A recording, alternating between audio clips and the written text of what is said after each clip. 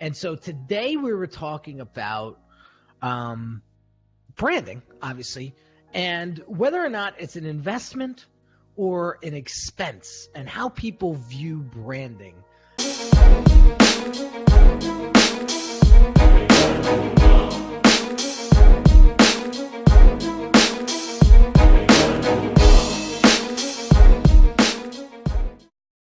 I just want to say what's up to a few people that are on Facebook right now, like David Joyle and Nicholas Kugelman. Nick, I haven't seen you or heard from you in a long time. What's going on, Nick?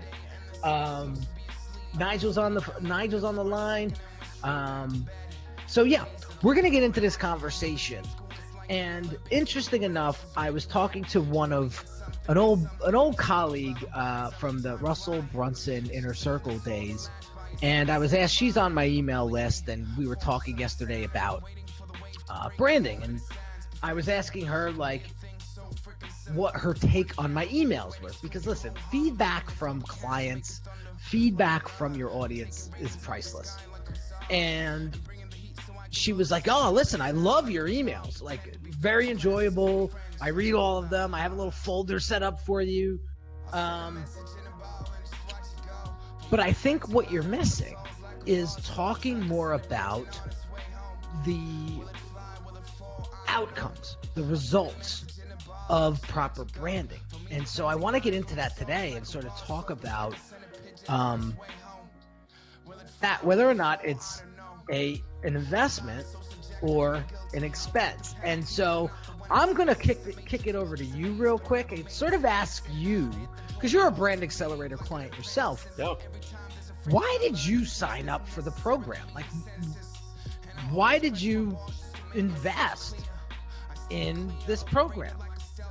Well, I can back up a little bit, and I'll let you know a little bit about my experience. I've led a large marketing division with a very large marketing budget. And traditionally, yeah, marketing and branding, which is part of the overall piece, is considered traditionally as an expense. But the smart people, the smart business owners, are truly the ones that understand it and believe it's an investment. And so when I came out of there, and again, remember, I led a large marketing team. The first thing when I started my own business, the very first thing that came into my mind was, how am I going to brand this? Because branding was the biggest investment, the best investment that I could have made at that time. Because, and here's why, Henry, we talked about this before, where I can show you studies and research that says brand loyalty has dropped by 20% over the last 2 decades, from 40-something to in the 20s. Now that's huge. And what that means for a business owner is, if you don't have a brand anymore, you're out of the race. You're not competing at all. So it's even more important today to have a brand and to have a strong brand. So for me, I knew it right off the bat. I said, how do I get myself branded? That was the very first thing in my mind, because I know the impact of what branding does for a business.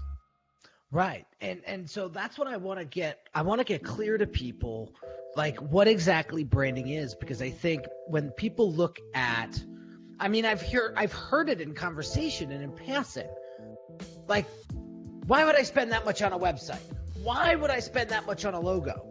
Why would I dump that kind of money into those specific, projects? And I laugh and I say, like, what, is your brand not worth that? Well, I can get it cheaper. Okay. Well, then the question is, how do you want to be perceived by your audience? Who do you want to truly attract? Because I don't know about you, Pradeep, but I can smell a Fiverr job and I can see a Fiverr job from a mile away. Yeah, and so, exactly. My question is, how much do you perceive your self-worth to be? And the question that I asked yesterday on an email was, look yourself in the mirror and ask yourself, what am I worth? And then take that dollar amount, whatever it is, and invest it back into you and your business. like today. Like, don't wait another day. Well, I would even take it one step further, Henry. It's what is your business worth? What's your business worth? That's really the question. Is what is your business worth? That's true. See, I work with personal brands. That's who I love to work with. And so when I say, you know, look at yourself, I mean, they are their business. Yeah, exactly. Right? So I say to myself, if you don't think that you're worth 20 grand, then what makes you think other people are gonna look at you and think you're worth 20 grand? That is so bang on. So bang on. It was so funny. Like, I told this story a couple times. My uncle, when I was just getting out of college, he helped me interview in a couple different places, and one was at the hospital, which I wound up working at for 8 years. And I remember going into HR and talking to them, sort of trying to figure out what position would be a good fit for me. And they gave me the annual salary, and it was like $32,000. It was like nothing. And I remember speaking to my uncle the next night, that night, because he called me and he was like, how'd it go? And I was like, well, went okay. I was like, but the salary is like $32,000. Like, I don't know if I could live off of that. And I remember him saying to me, tell him you want 50. Yeah. And I looked at him and I was like, 50? I'm a 22-year-old kid right out of college. And he said to me, what? You don't think you're worth that? Yeah, big lesson there, isn't it? So here's what happens. So I go back for the second interview a day or two later. I sit down, we pick out the job, and she's like, all right, it's $32,000. I said, well, that's an issue. Like, we need to, I want to discuss salary. And she says, well, what were you looking to make? And I said, 50. And she kind of laughed. And she was like, but you have no experience. Like, you're right out of. And I said, okay, can we meet in the middle? So each position there, each position there had like a ceiling. You know, like they could only go so high with the salary in that particular position. And so I was able to bump it up a few grand. I mean, it wasn't anywhere near 50, but I was able to bump it up. But had my uncle not say that to me, I'd have went in there and said, all right, I'll take it. You know, and I wouldn't have thought anything of it because I actually view myself as, at the time, as invaluable because I was a college kid. You know, I had zero experience. I saw all of that. But he saw something different. And that's perspective. Well, do people, and I'm still trying to wrap my head around this as well, because you said you work with personal brands. I think the question that I'm going to ask you this question is, do people understand the importance of what a brand does and how it differentiates you in the early stages? Like, if we go back into branding 101, the most important thing is brand awareness. And if you have no brand awareness, no one's going to buy from you. It's like, we found this bake shop, which is just one town over from us, 10 minutes, and they have gluten-free, nut-free, basically everything-free cupcakes. Like, and these things taste awesome. And they produce the best quality stuff, but until we actually drove by it and saw the sign, we really didn't know that it existed. So you have to have that brand out there. You have to have that brand to catch people's attention before they even think about buying from you.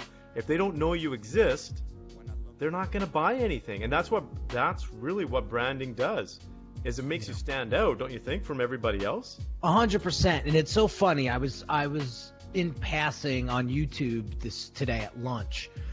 And I don't know if you know who Andy Frisella is.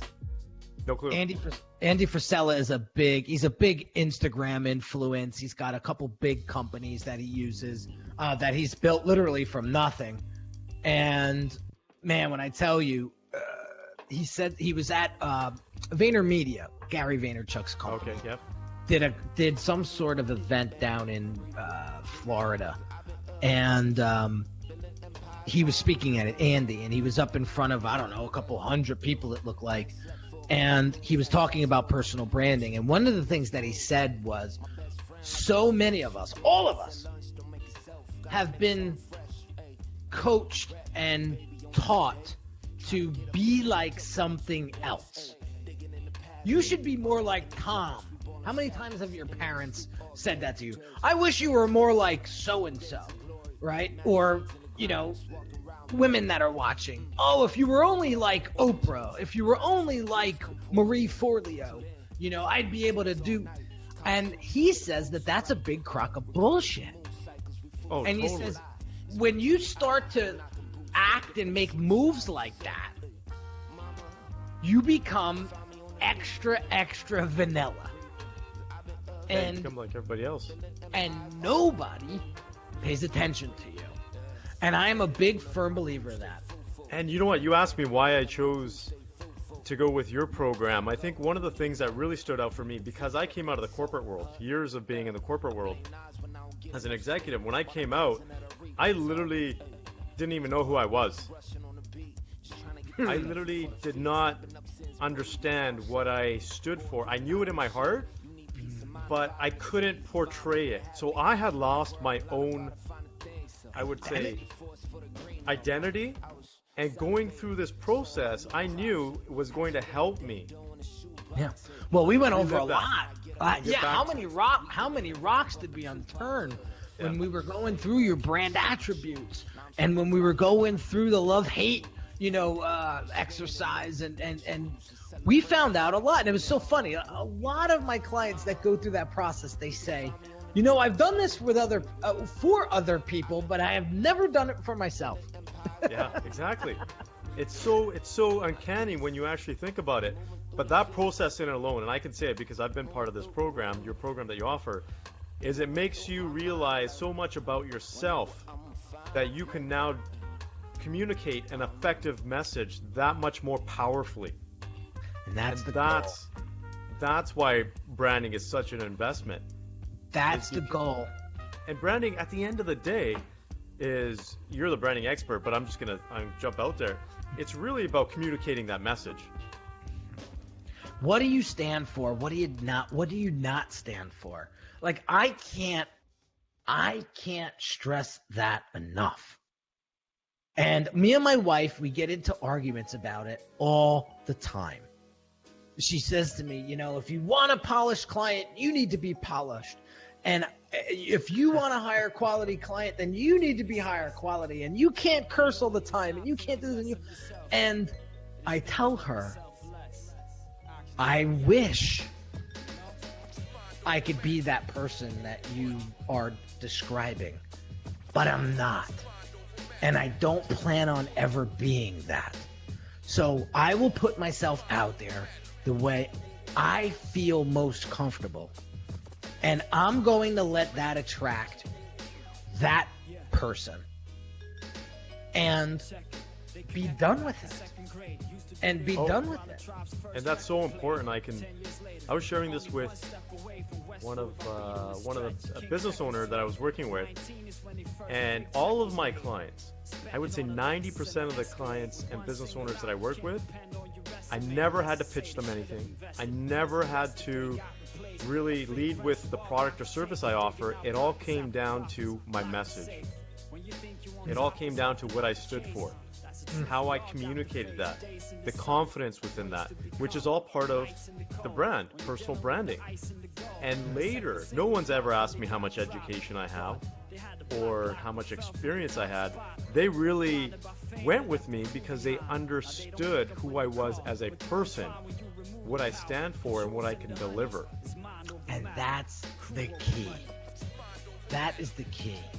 And so branding is not about fitting in. It's about standing out and finding who you truly are as a person. Because when you figure that out, it gets a hell of a lot easier to communicate to who it is that you want to attract. Because listen, at the end of the day, they say opposites attract, but 9 times out of 10, you're going to attract people that have similar values. They're going to believe in what you believe in. They're going to hate what you hate.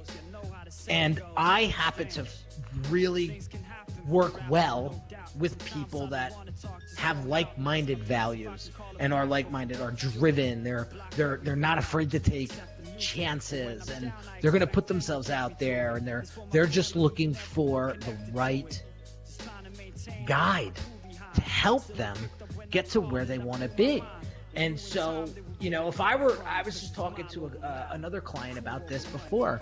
I said, I'm not out there pitching or trying to explain to people how I can help them build a 40-person, brick and mortar office / business that's going, I've never built that myself. So that's not something that I can't provide value there.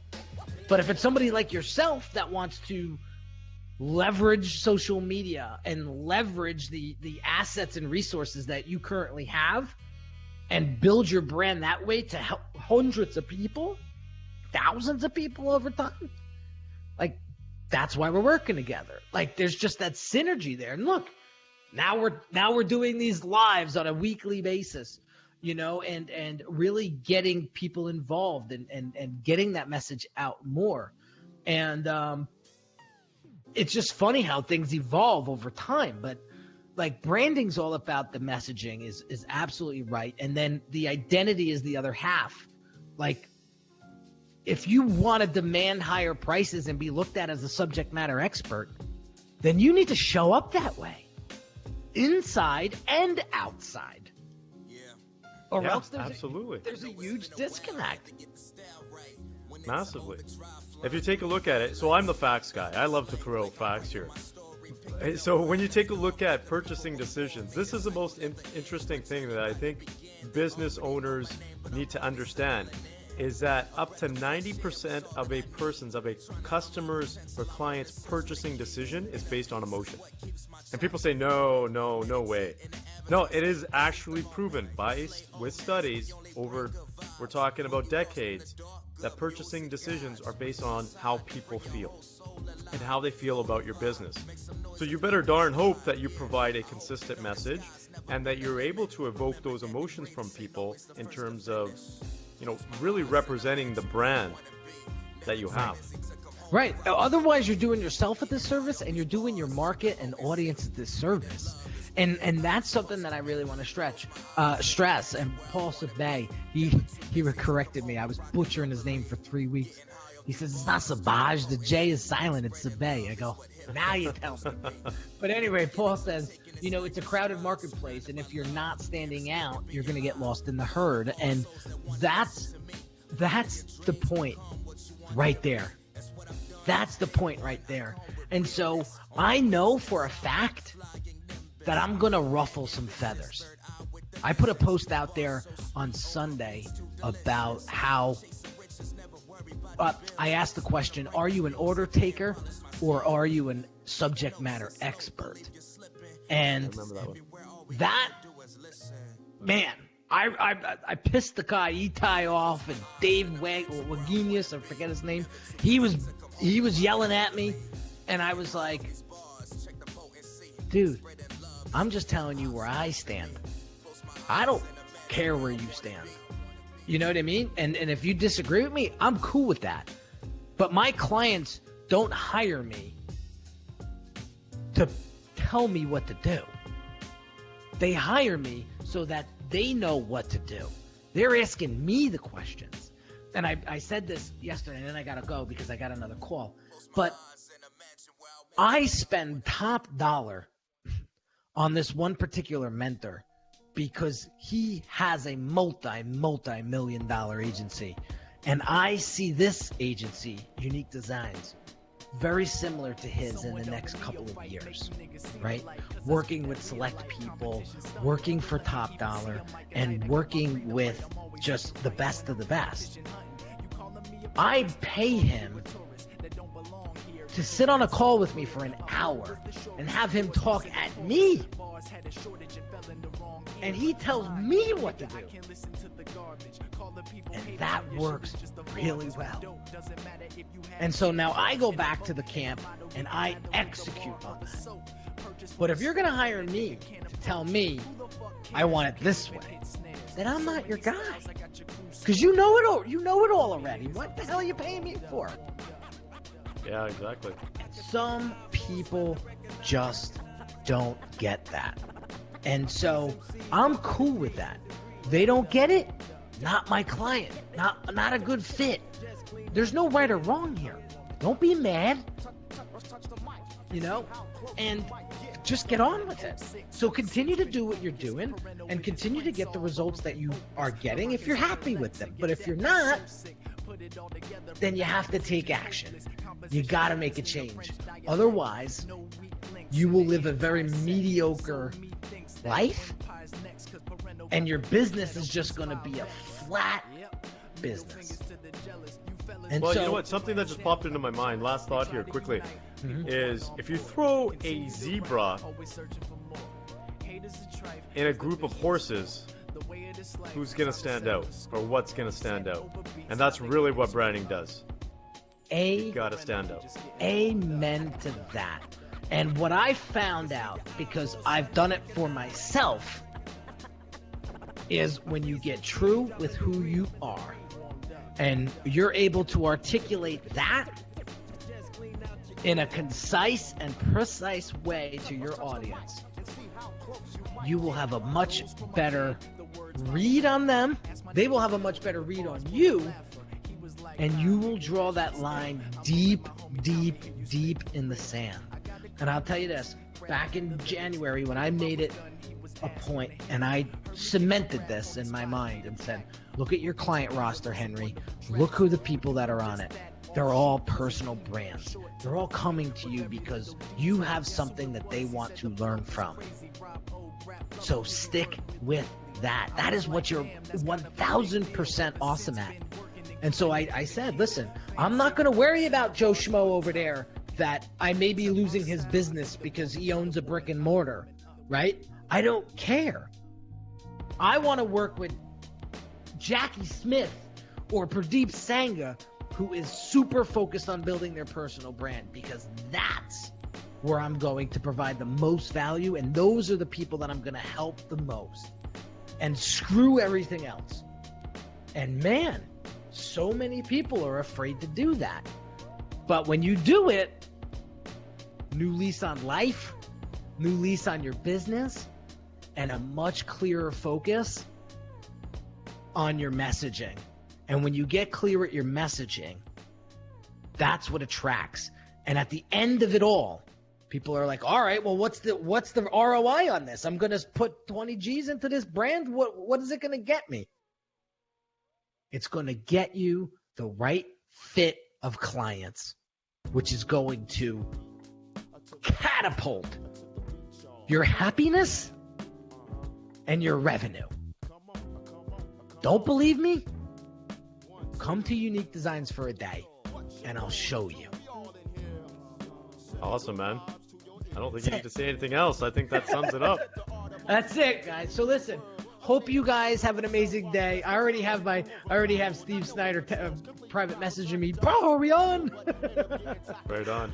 My bad, Steve. I'm coming. So for those of you guys that are Monica Klein, she's a brand new Brand Accelerator client. She just signed up today. We got everything kicked off today, which I guess our next call will be Thursday, but super, super excited to work with her. She is going to be a rock star. So very excited. What's up, Monica? Sorry to put you on the spot. But thanks again for everybody that joined today. If you have questions, comments, either drop me or Pradeep a private message. We would love to get your feedback. We would love to drop a comment or question here. If you have any topics of conversation that you want Pradeep and I to address, let us know. And we will create future shows with those topics and even shout you out for it. So any parting words? Just have an awesome day, and we'll see you next week. Awesome. All right, guys, we're out. I'll talk to you soon. Take care. Take care.